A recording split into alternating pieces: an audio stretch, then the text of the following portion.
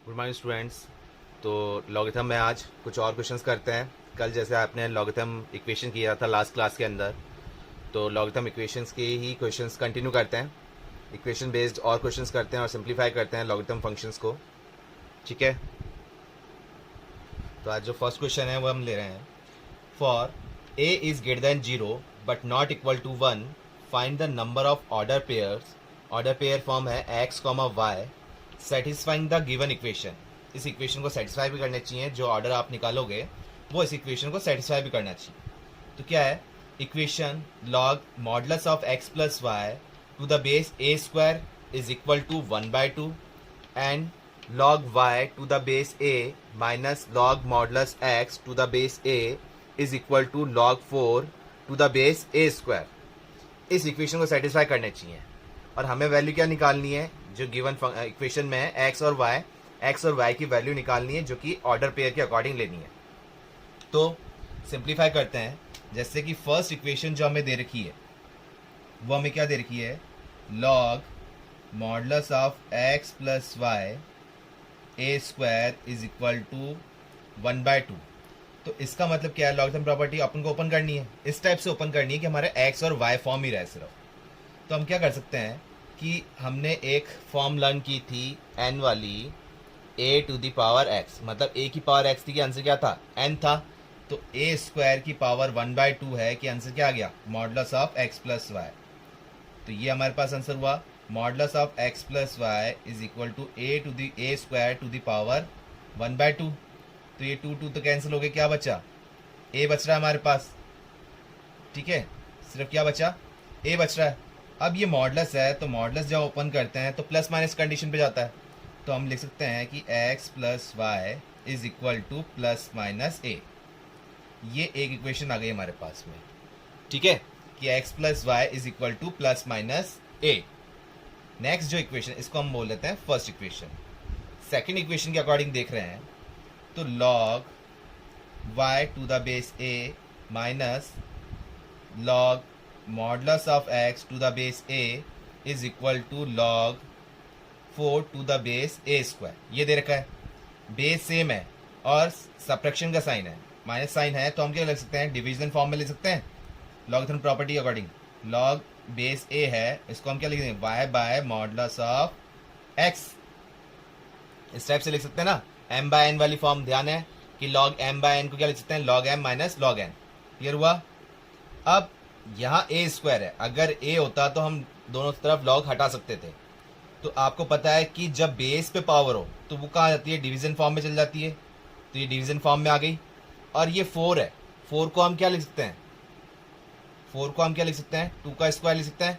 तो ये 2 भी पावर आगे आ जाएगी, log a to the power n वाला फॉर्म। ध्यान है, तो ये बन गया आपके पास log 2 to the base a। ये कैंसिल आउट हो गया। तो अब क्या रह गया? log y by modulus x to the base a log 2 to the base a।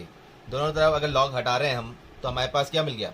y by modulus of x is equal to 2। तो हम लिख सकते हैं इसको यहाँ से कि y की वैल्यू क्या आ रही है? Twice of modulus of x। ये हमारे पास सेकेंड इक्वेशन आ गई। तो अब इन फर्स्ट और सेकेंड इक्वेशन को कंपेयर करके हमें x और y की वैल्यू फाइंड आउट करनी है।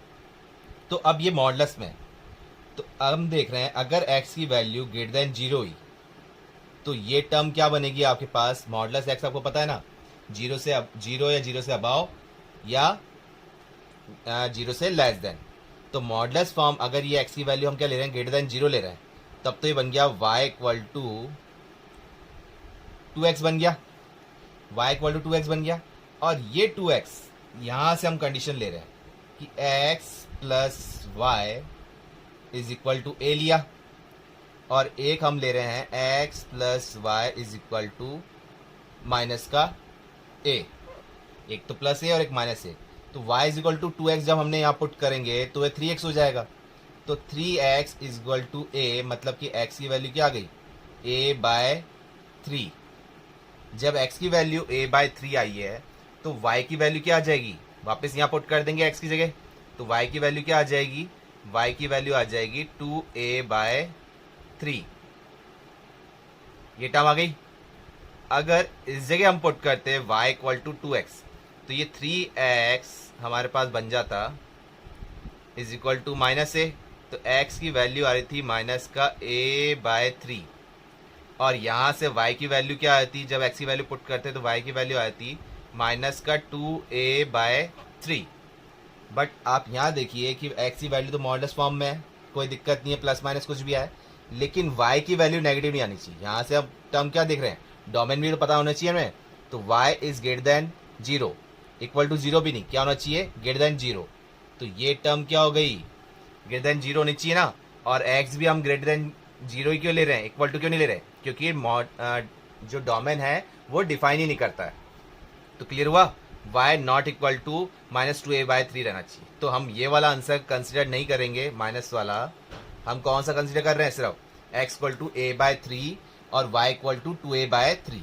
एक तो ये हो गया, वो हमने तब लिया था जब x इज ग्रेटर देन 0 था। अब हम ले सकते हैं कि x इज लेस देन 0 भी तो ले सकते हैं।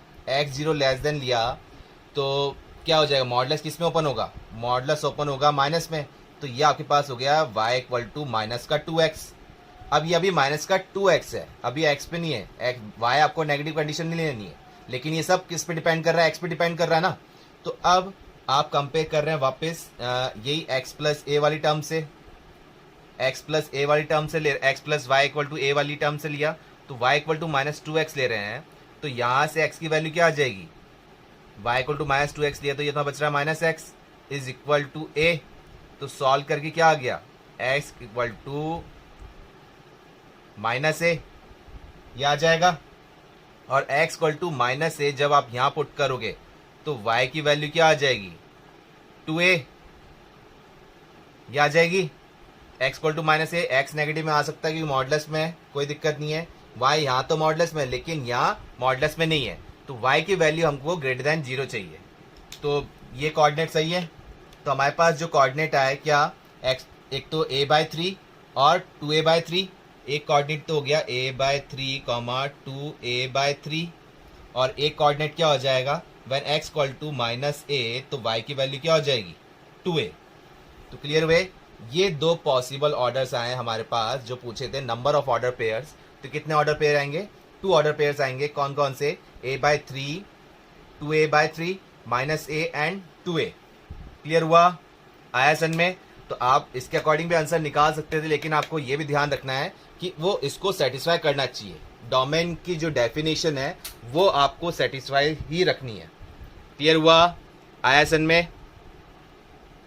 नेक्स्ट क्वेश्चन है हमारे पास, a circle has a radius of log a² to the base 10 and a circumference of the circle जो दे रखा है वो है log b to the power 4 to the base 10। The value of, आपको वैल्यू किसकी फाइंड करनी है, log b to the base a, log b to the base a is equal to किसके इक्वलेंट है, 1/4 या फिर 1/π या फिर पाई या फिर फोर्थ ऑप्शन है 2π। तो करिए सॉल्व, क्या प्रॉपर्टी लगनी चाहिए इसके अंदर, कैसे सिंप्लीफाई करेंगे। बाकी यहाँ देखिए जिसको क्लियर नहीं है, तो इसमें बोल रखा है हमने a circumference of the circle जो हमें दे रखा है log b to the power 4 to the base 10। तो सर्कमफ्रेंस को हम c से डिनोट कर लेते हैं, और सर्कमफ्रेंस ऑफ द सर्कल कितना होता है, 2πr। तो circumference of the circle already हमें दे रखा है कितना, log b to the power 4 to the base 10 is equal to 2πr। r क्या है, रेडियस भी हमें दे रखा है सर्कल का, क्या दे रखा है, log a² to the base 10। तो अब लॉग टर्म प्रॉपर्टी लगाते हैं जो कि सिंपल सी प्रॉपर्टी लग रही है पावर वाली। तो ये 4 आगे आ जाएगा तो बन गया 4 log b to the base 10 is equal to 2π, और ये 2 भी आगे आ जाएगा तो into 2 log a to the base 10। तो ये 4 यहाँ से कैंसिल आउट हो गया। अब क्या करना है, log b to the base a, मतलब कि हम इसको ऐसे भी लिख सकते हैं ना, log b by log a, base changing form के अकॉर्डिंग लिख सकते हैं।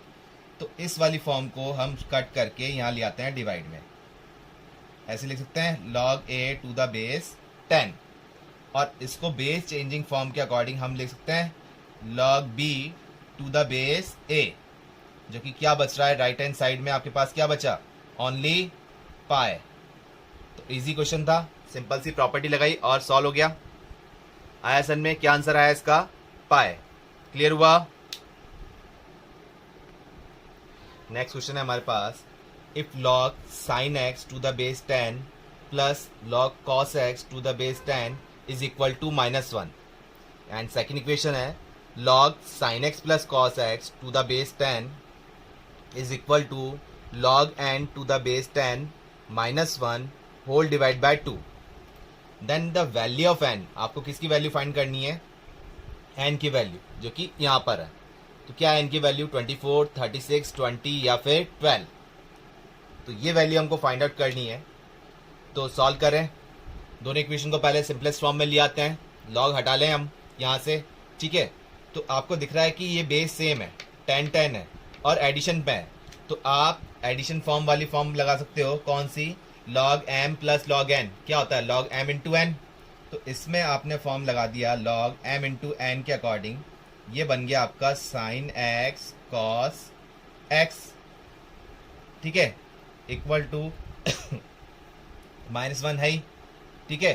तो अब ये टर्म बन गई आपके पास। अब इससे अब आप क्या सिंप्लीफाई कर सकते हो, अगर आपके पास ये, आपको एक फॉर्मूला ध्यान है कि 2 sin x cos x, trigonometry rule use कर रहे हैं हम। 2 sin x cos x क्या होता है, sin 2x, या आप ऐसे बोल सकते हैं कि sin 2x का फॉर्मूला क्या है, 2 sin x cos x, लेकिन यहाँ सिर्फ sin x cos x है। अगर 2 होता हमारे पास तो ये फॉर्मूला बन जाता। तो हमने करा क्या, इसके अंदर ही hit and trial method use लिया, 2 से मल्टीप्लाई और 2 से डिवाइड कर दिया, ठीक है। जिससे हमें क्या हेल्प मिल रही है, ये फॉर्मूला बन जाएगा हमारे लिए log sin 2x divide by 2 to the base 10 is equal to -1। अब इसको हम कैसे लिख सकते हैं, log कैसे हटाएंगे कि 10 की पावर -1 थी, कि आंसर ये आ गया। मतलब कि sin 2x divide by 2 is equal to 10 to the power -1। और इन्वर्स फॉर्म में तो आप क्या लिख सकते हो, 1/10, जो कि कैंसल आउट, या फिर आप कैंसल आउट छोड़ के इस टाइप से कर सकते हैं, ये कट जाएगा 5 टाइम्स। तो sin 2x की वैल्यू आपके पास आ रही है 1/5, ठीक है। ये आपने वैल्यू लिख ली, हो सकता है अब ये यहाँ यूज़ हो।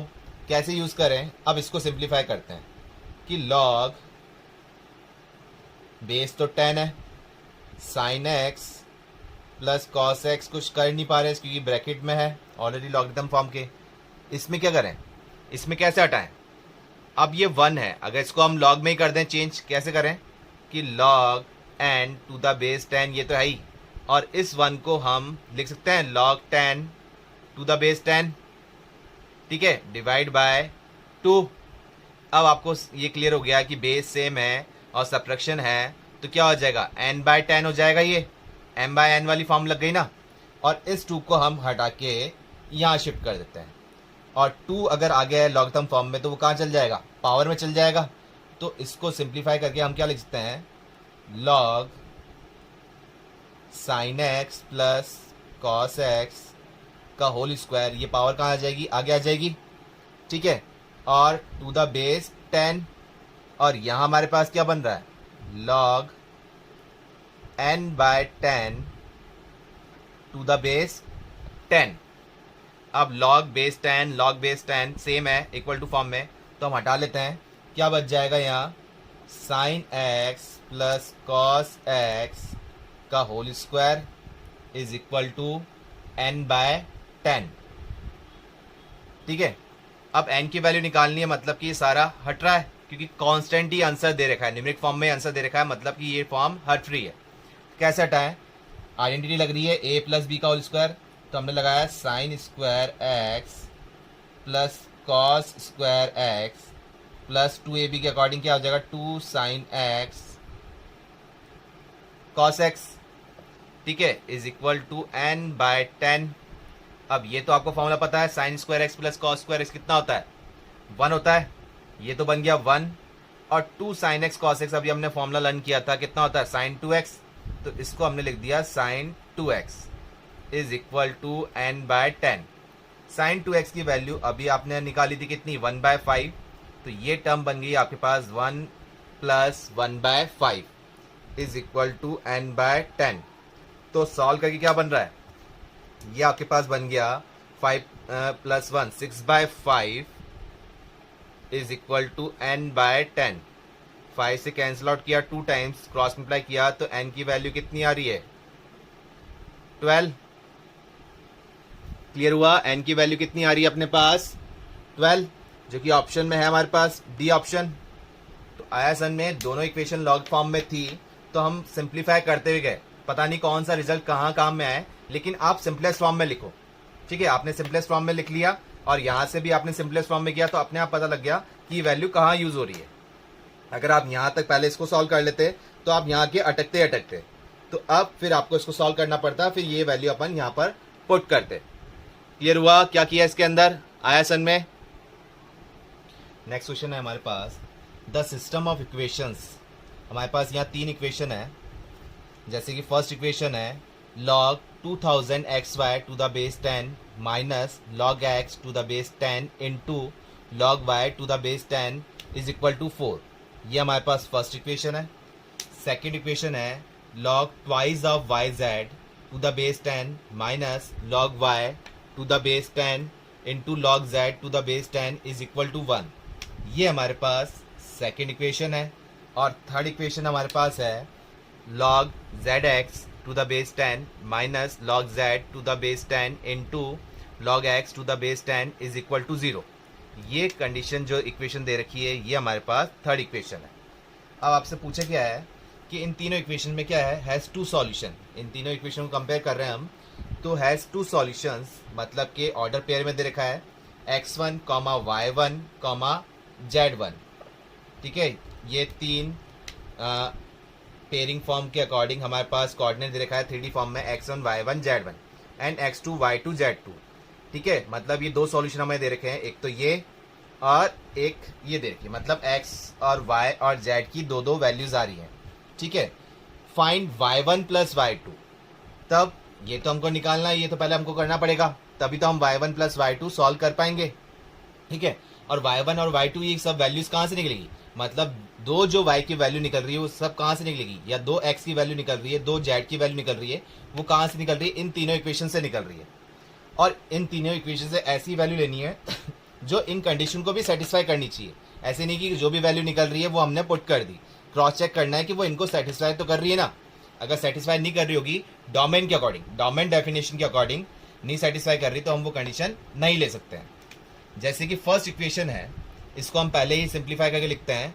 जैसे ये मल्टीप्लिकेशन फॉर्म में, तो मल्टीप्लिकेशन फॉर्म में है तो आप इसको पहले ही लिख लोगे क्या, log 2000 टू द बेस 10, फिर plus log x to the base 10 plus log y to the base 10। और इसको हम सिंप्लीफाई कर ही नहीं पा रहे। क्यों नहीं कर पा रहे, क्योंकि log x into log y दे रखा है। log x इंटू y होता तो हम सिंप्लीफाई कर लेते, तो इस टर्म को हमने एज चीज लिख दिया। ठीक है, इज इक्वल टू 4। अब ये 2000 जो है, 2000 क्या लिख सकते हो आप, इसको फिर ब्रेक कर सकते हो। कैसे, 2000 वाली फॉर्म को आप फिर ब्रेक कर सकते हो, कैसे कि log 10 to the 10 cube to the base 10, और ये हो जाएगा log 2 टू द बेस 10। 2000 कैसे लिख सकते हो ना, 1000 प्लस 2, और 1000 को हमने लिख दिया 10 क्यूब। अब ये 3 हट के यहाँ पर आ गया, तो क्या बन गया, log 10 टू द बेस 10। ये तो क्या बन गया, ये वाली टर्म आपके पास बन गई 1, और बच रहा 3 है, तो 3 इधर शिफ्ट हुआ तो क्या टर्म बन जाएगी 1, और ये log 2, इस कांस्टेंट को भी हम उधर शिफ्ट करते हैं, इधर सिर्फ ये वेरिएबल वाली फॉर्म रखते हैं। तो हमारे पास क्या टर्म बच रही है, log x to the base 10 plus log y to the base 10 minus ये बचेगा log x to the base 10 into log y to the base 10 is equal to 3 इधर शिफ्ट हुआ तो 1 बच रहा है, 1 minus log 2 to the base 10। ये term बच रही है, जिसे हमने कहा इक्वेशन फर्स्ट। क्लियर हुआ?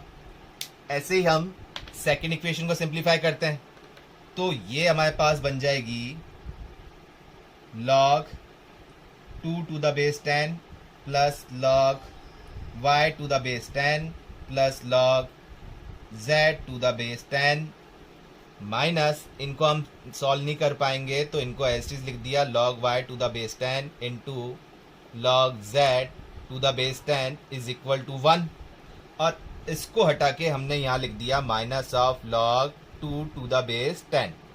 ठीक है, ये टर्म बन गई। तो इस इक्वेशन को हम बोल देते हैं सेकेंड इक्वेशन। ठीक है, यहां तक क्लियर हुआ? अब आपको ये क्लियर है तो अब यहां से हम कुछ वैल्यू निकाल सकते हैं। कैसे निकाल सकते हैं? 1 minus log 2 to the base 10, 1 minus log 2 to the base 10 same है, तो मतलब ये वैल्यूज आपस में कंपेयर कर सकते हैं ना हम। सेम है कि for example x equal to this और एक्स इक्वल टू दिस, तो एक्स सेम पॉइंट पे है तो हम कंपेयर कर सकते हैं ना इनको। तो इक्वेशन फर्स्ट एंड सेकंड जब हम कंपेयर कर रहे हैं, इक्वेशन फर्स्ट और सेकंड को हम कंपेयर कर रहे हैं, तो यहां से डायरेक्ट कर दें।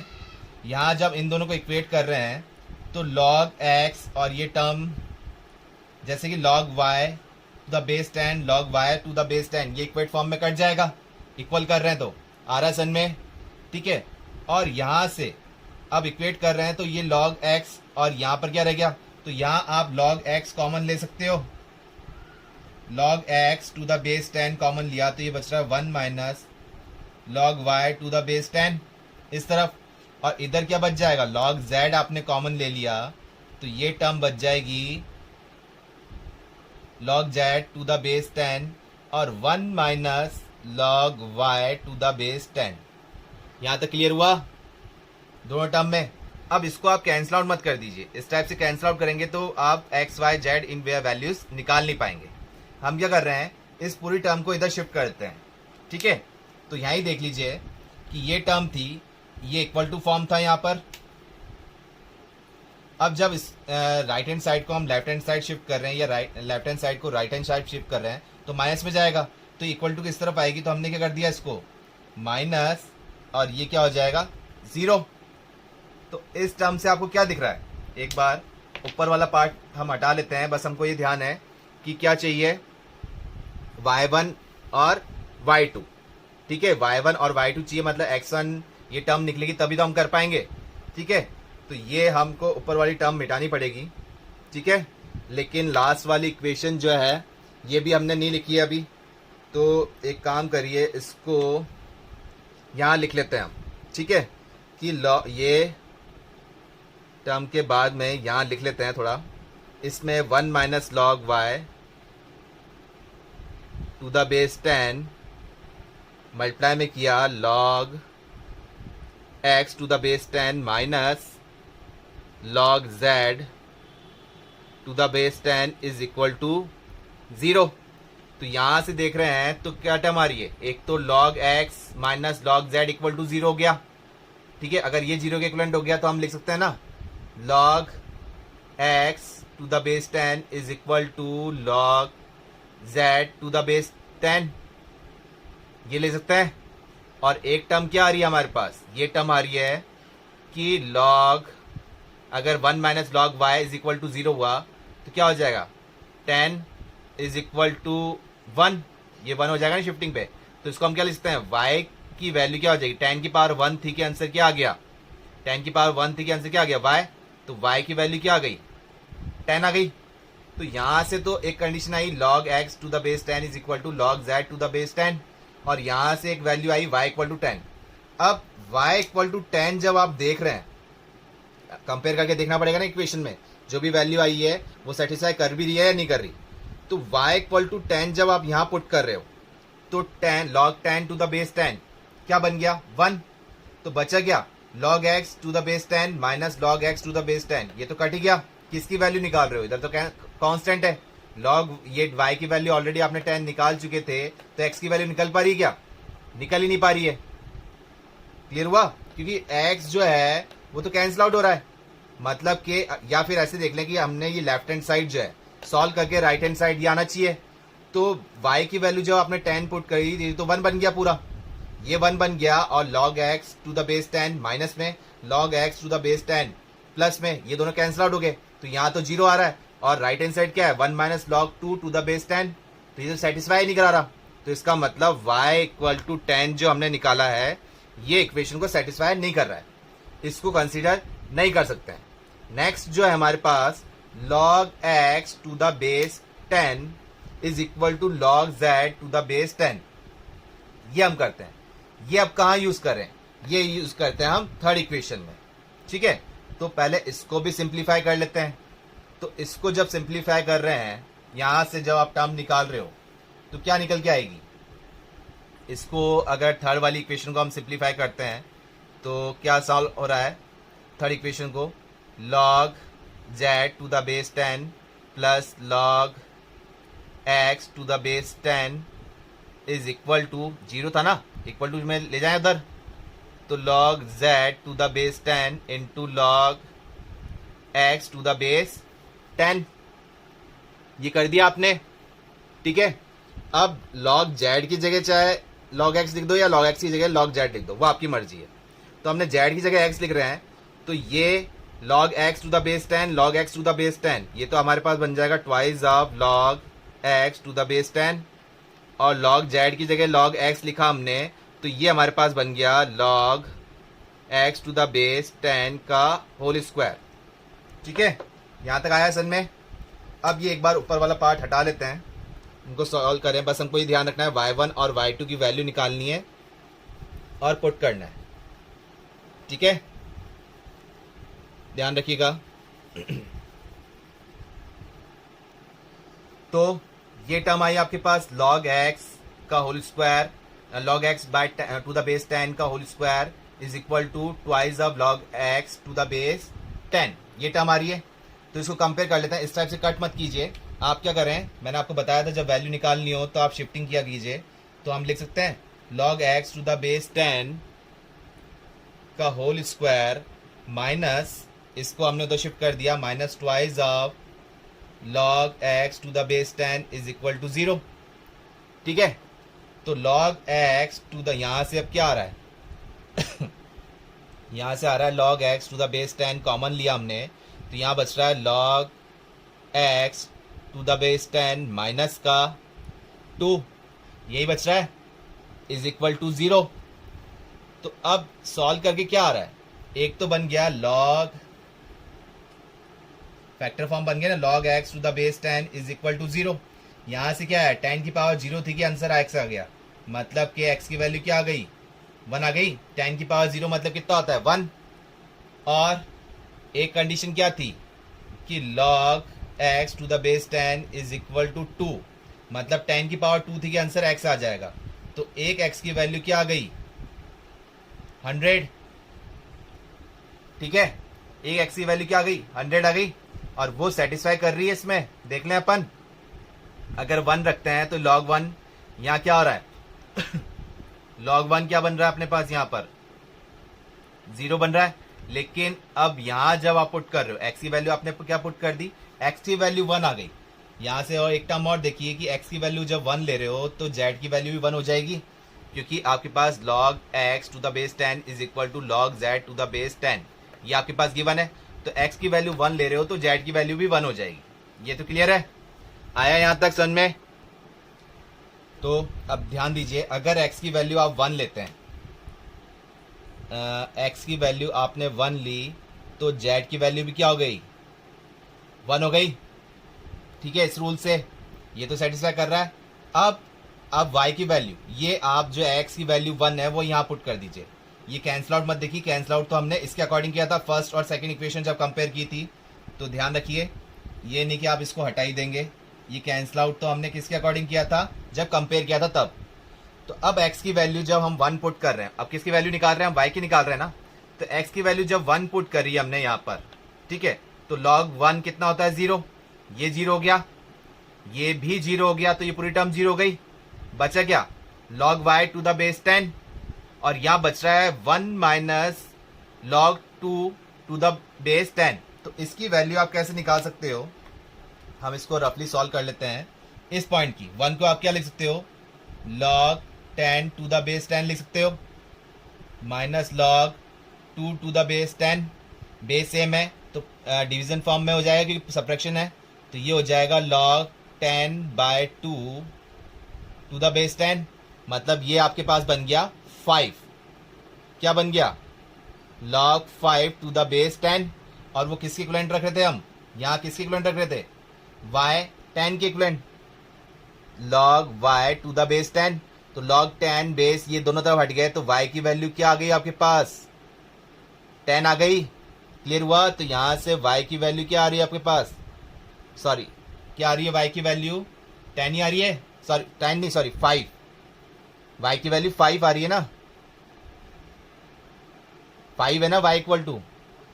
तो x की वैल्यू 1 और z की वैल्यू 1 रखी तो y की वैल्यू आपके पास क्या कैलकुलेट हो गई? 5। आया समझ में यहां तक? ठीक है, तो ये एक टर्म तो ये निकाल लिया आपने।